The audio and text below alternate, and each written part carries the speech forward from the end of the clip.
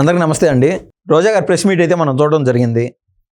అయితే అదేదో అన్నట్టు కొత్త సీసాలో పాత ఊరగాయ అన్నట్లు same as it is Nara Lokesh పైన బాబు గారి పైన ఎప్పుడు మాట్లాడే సొల్లు మాటలు సోది మాటలు మాట్లాడుతూనే ఉన్నది. అయితే ఆ మాట్లాడే మాటలు ఏదైనా కొద్దిమేరైనా నిజం ఉన్నదేమో ఒకసారి చూసే ప్రయత్నం అయితే చేద్దాం. రాష్ట్రానికి పెట్టుబడులు తీసుకొస్తారని అందరూ చాలా ఆశగా ఎదురు చూశారు. లాస్ట్ ఎలక్షన్ మీకు తెలుసు, ఎలక్షన్స్ ముందు దాదాపుగా యువతకి 20 లక్షల ఉద్యోగ అవకాశాలు కల్పిస్తాను అని చాలా గొప్పగా చెప్పారు చంద్రబాబు నాయుడు. సో అందులో భాగంగానే మొదటి దఫాగా మొదటి సంవత్సరం దావోస్కి వెళ్ళారు కదా. సో రాష్ట్ర ప్రజలందరూ గర్వపడేలాగా, కూటమి నాయకులు కార్యకర్తలు గర్వపడేలాగా ఈ చంద్రబాబు నాయుడు తన అనుభవాన్ని అంతా కూడా రంగరించి కనీసం 4 లక్షల ఉద్యోగ అవకాశాలైనా కల్పించడానికి, సంపద సృష్టిస్తారని సన్మానాలు సత్కారాలు అన్నిటికీ రెడీ అయిపోయి స్వాగతాలు పలకడానికి అన్ని ఏర్పాట్లు కూడా చేసుకున్నారు. వీళ్ళకు సన్మానాలు సత్కారాలు అనే ఫ్యాంటసీ బాగా ఏర్పడినట్టున్నది. ఈవిడేంది సాక్షాత్ వీళ్ళ అధినేత అయినటువంటి జగన్మోహన్ రెడ్డి కూడా ఈ మధ్య అన్నాడు కదా, నన్ను సన్మానించాల్సింది పోయి సత్కరించాల్సింది పోయి శాలువా కప్పాల్సింది పోయి అని. సో ఆ ఫ్యాంటసీలో ఉండేట్టున్నారు. ఈవిడన్నదే ఒక మాట నిజం. ఏది, కూటమి ప్రభుత్వం ఏర్పాటు చేయకముందు గతంలో మనం చూసాం, వీళ్ళు పెట్టిన మేనిఫెస్టోలో 20 లక్షల ఉద్యోగాలు ధ్యేయంగా కూటమి ప్రభుత్వం పనిచేస్తుంది అని అయితే ముందే మాట ఇవ్వడం జరిగింది.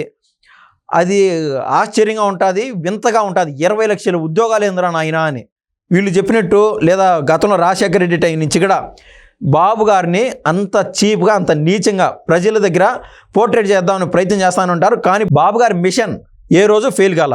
నేను అన్నట్లు కూటమి ప్రభుత్వానికి ఏర్పాటు చేయకముందు ఒక మాట అయితే, ప్రభుత్వం ఏర్పాటు చేశాక ఈ 7 నెలల వ్యవధిలో బాబు గారు కావచ్చు, అదేవిధంగా లోకేష్ బాబు కావచ్చు, కళ్యాణ్ బాబు గారు, వీళ్ళ పనితీరు చూస్తే సుస్పష్టమైన అవగాహన అయితే వచ్చింది.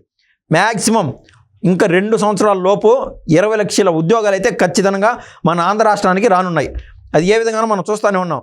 ఒక పక్క లూలుమాల్ ద్వారా కావచ్చు, అదేవిధంగా టీసీఎస్ కావచ్చు, ఆ రామాయపట్నం దగ్గర 85 కోట్ల రూపాయలతో 20,000 మంది ఉద్యోగాలు కావచ్చు, అదేవిధంగా బల్క్ డ్రగ్ పార్క్ కావచ్చు, ఇంకా బీపీసీఎల్ సంబంధించిన కంపెనీ కావచ్చు.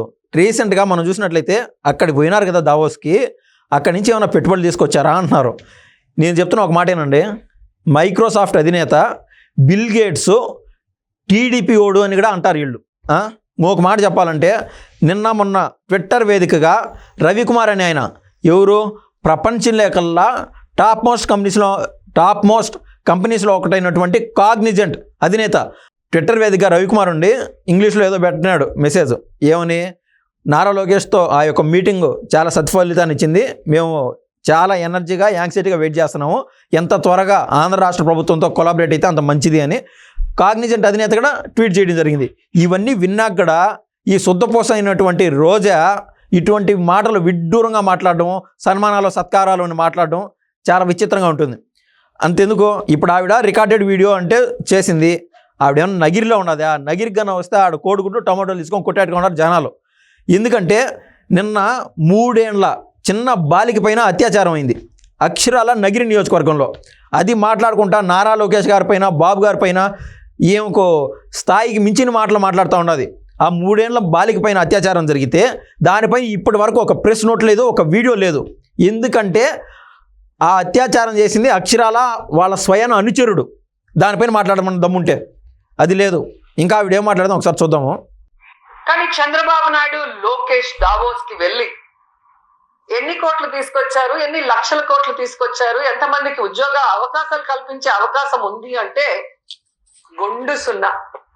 ఎస్, ఈయన చెప్పింది నిజమో పక్కన పెడితే, జగన్మోహన్ రెడ్డి గారి లాగా ఉద్యోగాలు లేదా జాబ్ క్యాలెండరు ఇవన్నీ చెప్పి 50 ఏళ్లకు గాను ఒక వాలంటీర్ నియమించి ఆ చెత్త పైన పన్ను వేసి దాని నుంచి 100 రూపాయలు రాబట్టి 50 ఒక్కొక్క ఇంటి నుంచి 100 రూపాయలు, అక్షరాల 50 ఇండ్ల నుంచి 100 రూపాయలు తీసుకుంటే 5,000 రూపాయలు అవుతుంది. 5,000 రూపాయలని ఈ యొక్క వాలంటీర్కి ఉద్యోగం నిమిత్తం ఇస్తూ ఉన్నారు. అది వాళ్ళు ఇచ్చిన ఉద్యోగాలు ఏమైనా ఉన్నాయంటే అది ఆవిడగా ఈరోజు మాట్లాడుతూ ఉన్నది. ఇంకా ఏం మాట్లాడదో ఒకసారి చూద్దాం. పక్క రాష్ట్రాల వాళ్ళు, ముఖ్యంగా తెలంగాణ దాదాపుగా 1,32,000 కోట్ల పెట్టుబడుల్ని తీసుకురావడం జరిగింది. అలాగే 130 కోట్లు కాదు 156,000 కోట్ల పైన పెట్టుబడులు తీసుకురావడం జరిగింది. రేవంత్ రెడ్డి గారిని చెప్పకనే ఆవిడ పొగడం అంటూ జరిగింది. ఈ మాట అయితే గుర్తుపెట్టుకోండి. మళ్ళీ ఎప్పుడైనా రేవంత్ రెడ్డి గురించి మాట్లాడితే మనం ఒకసారి గుర్తు చేసుకుందాం. మహారాష్ట్ర ప్రభుత్వం 15.7 లక్షల కోట్ల ఎంఓయూల్ని చేసుకోవడం జరిగింది. మరి మన రాష్ట్రంలో ఉన్న ముఖ్యమంత్రి నాకు అనుభవం ఉంది, విజన్ ఉంది, విస్తరాకుల కట్టు ఉంది అని చెప్తాడే, మరి ఎందుకు ఇంత ఘోరంగా ఈ రాష్ట్ర ప్రజలు అవమానపడే విధంగా మరి ఉత్త చేతులతో తిరిగి వస్తున్నారో నాకైతే అర్థం కావట్లేదు. ఉత్త చేతులు కాక ఎట్టంటే వీళ్ళకి ఎట్లా ఉండాలంటే, గతంలో మనం చూసాం దావోస్కు పోయినాడు జగన్మోహన్ రెడ్డి. అక్కడ ఇంత దూరం ఇంగ్లీష్లో ఏదో క్వశ్చన్ అడిగితే ఆఖరిలో ఆయన చెప్పింది ఏంటంటే ఇట్స్ టూ లెంతీ క్వశ్చన్ అని వేసాడు ఒక మాట.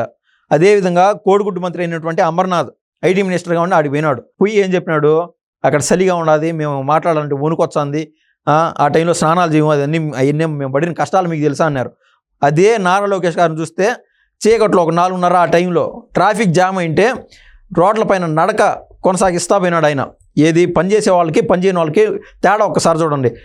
ప్రభుత్వం ఏర్పాటు చేసిన మొదలు ఈ రోజు వరకు ఏ రోజు పని చేయకుండాను నాకు జ్వరం వచ్చిందనో ఇంకొక మాట చెప్పి ఇంటి నుంచి బయటికి రాని సందర్భాలు ఏ రోజు లేవు. అక్షరాల మొన్న దావోస్లో ఉన్నప్పుడు నారా లోకేష్ గారి పుట్టినరోజు రాష్ట్ర వ్యాప్తంగా అట్టహాసంగా నారా లోకేష్ గారి పుట్టినరోజు వేడుకలు జరిగితే ఆయన ఆడాండో దావోస్లో ఆయన పని నిమిత్తం ఉన్నాడు. అది ఒకసారి తేడా చూడండి.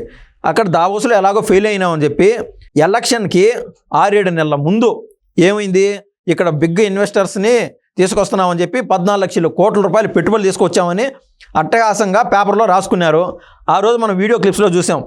ఎక్కడ రోడ్లపైన ఈ యొక్క సేమియా ఉప్మా చేసేవాళ్ళు, అదేవిధంగా నూడిల్స్ బండి కాడ వాళ్ళని వీళ్ళందరూ, అదేవిధంగా ప్రశాంత్ కిషోర్ టీంలో వాళ్ళని ఐపాక్ టీం వాళ్ళని తీసుకొచ్చి వాళ్ళపై వాళ్ళు కోట్లు తగిలిచ్చి తీసుకొచ్చారు బిజినెస్ ఇన్వెస్టర్స్ లాగా. వాళ్ళు ఏమి ఇన్వెస్టర్లు అనేది మన స్పష్టంగా ఆ రోజు అన్నది టైంలో అర్థమైపోయింది. కోడిగుడ్ల కోసం కూడా కొట్లాడుకున్నారు. ఈ యొక్క మీటింగ్ అంతా ఐటీ మినిస్టర్ అయినటువంటి గుడ్ అమర్నాథ్ నేతృత్వంలో జరిగింది. కోడిగుడ్ల కోసం, చికెన్ పీసుల కోసం, అన్నం కోసం, నీళ్ళ కోసం కొట్లాడుకున్నారు. బోల్డ్ ఇన్వెస్టర్లు అంటే ఆ విధంగా చేయడం ఈ నారా లోకేష్ గారికి, బాబు గారికి చేతే కాదు, అస్సలు చేత కాదు. 14 లక్షల కోట్లు అన్నారు కదా ఆ రోజు తీసుకొచ్చిన ఇన్వెస్ట్మెంటు. ఒక 2-3 కంపెనీలు చెప్పండి చాలు.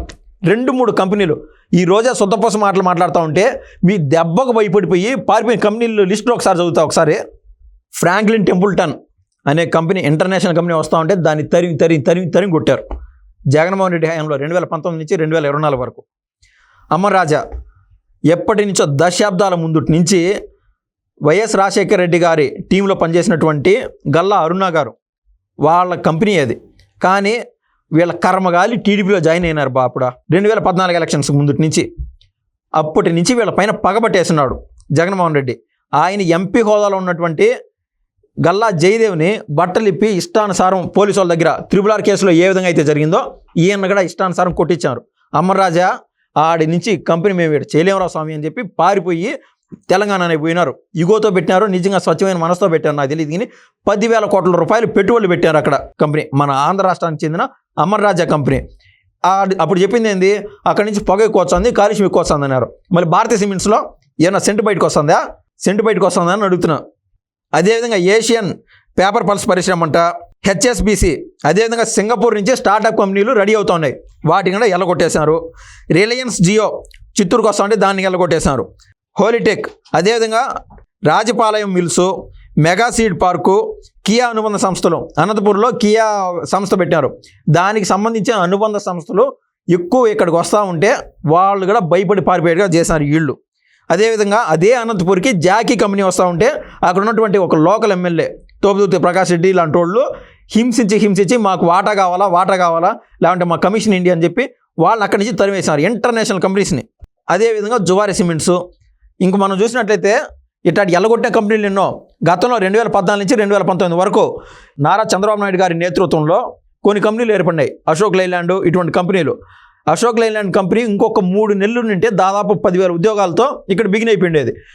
ఆల్రెడీ అన్ని గ్రౌండ్ వర్క్ అంతా స్టార్ట్ అయిపోయింది. ఇంక ఎంప్లాయీస్ రిక్రూట్ చేసుకునే పనిలో ఉన్నారు. కర్మగాలి ఎలక్షన్స్ వచ్చాయి, ఒక రాక్షసుడు ప్రభుత్వంలోకి వచ్చాడు. అశోక్ లైలాండ్ ఆ రోజు నుంచి ఈ రోజు వరకు మళ్ళీ ఒక్క స్టెప్ కూడా మూగాల. ఇప్పుడు బాబు గారు అధికారంలోకి రాగానే ఇప్పటి నుంచి మళ్ళీ అశోక్ లైలాండ్కి పునర్జీవం వచ్చింది. ఈ విధంగా అనేక కంపెనీలు వస్తున్నాయి.